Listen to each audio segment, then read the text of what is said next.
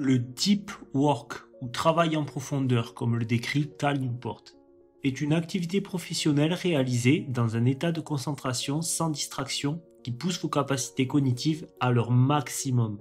Ces efforts créent beaucoup de valeur, améliorent vos compétences et sont difficiles à reproduire. Travailler 1 à 2 heures par jour, 5 jours par semaine, en étant totalement concentré et en dirigeant vos efforts soigneusement, peut générer des résultats extrêmement puissants. Par conséquent, les rares personnes capables de cultiver cette compétence et d'en faire le pilier de leur vie professionnelle sont celles qui s'épanouiront et prospéreront le plus dans leur carrière. Le paradoxe, c'est que cette capacité devient de plus en plus rare, alors qu'elle n'a jamais été aussi précieuse dans notre économie. En effet, chaque jour nous sommes bombardés d'emails, de messages, de sollicitations avec une attente implicite que nous répondions immédiatement. Vos employeurs veulent sûrement que vous travailliez dans des bureaux ouverts, aussi appelés open space, entourés de distractions en permanence. Cal Newport soutient que ce type d'environnement de travail nous empêche d'entrer dans un état de concentration intense. Il appelle ce type de travail le travail superficiel. C'est un travail peu exigeant sur le plan cognitif, souvent effectué en étant distrait, il génère peu de valeur dans le monde et il reste facile à reproduire. Selon l'auteur, 2 compétences sont essentielles pour réussir dans l'économie actuelle. Premièrement, la capacité à maîtriser rapidement des choses complexes.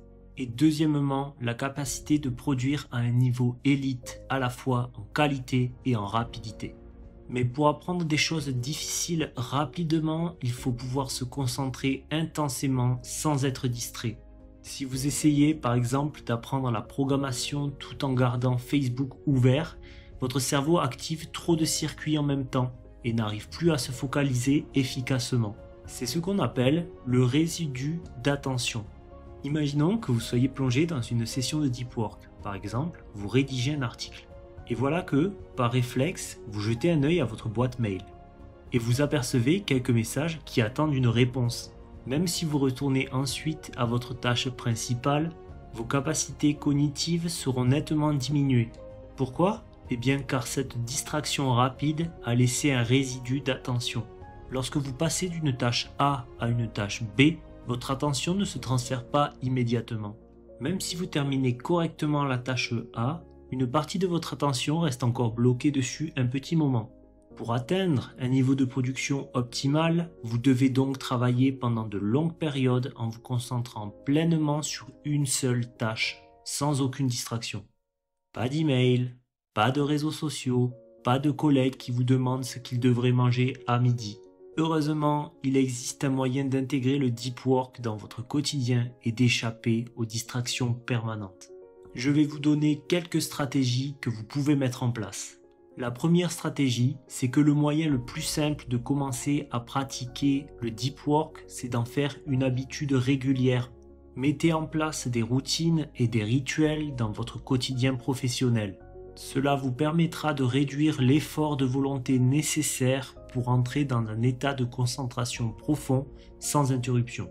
Si vous décidez soudainement, en plein après-midi, après avoir passé du temps à traîner sur le web, de vous attaquer à une tâche intellectuellement exigeante, vous allez puiser énormément dans votre réserve limitée de volonté pour réussir à vous concentrer.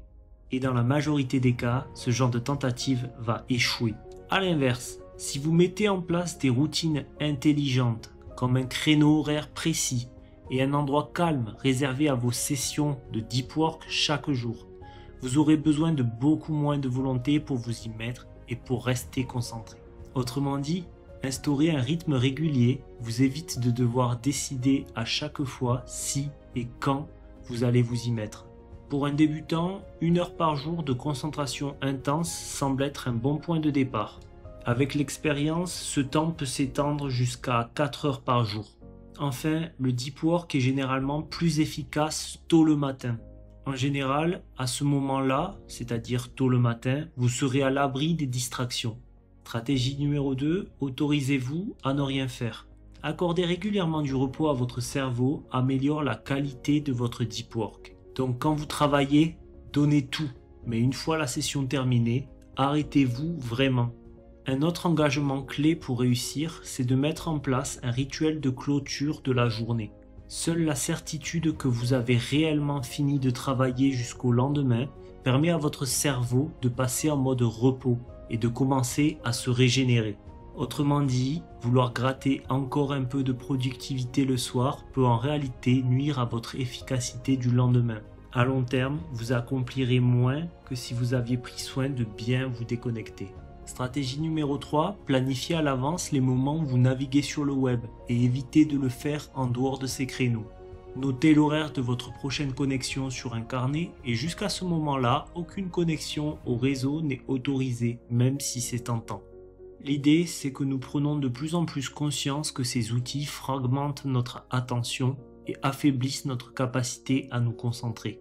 Ceci est particulièrement vrai en fin de journée, quand votre emploi du temps est plus libre et que la navigation sur le web et les réseaux prend facilement le contrôle de vos moments de détente. Mais ce comportement est dangereux. Il affaiblit votre esprit face aux distractions et rend le deep work encore plus difficile à pratiquer le lendemain, lorsque vous avez vraiment besoin de vous concentrer.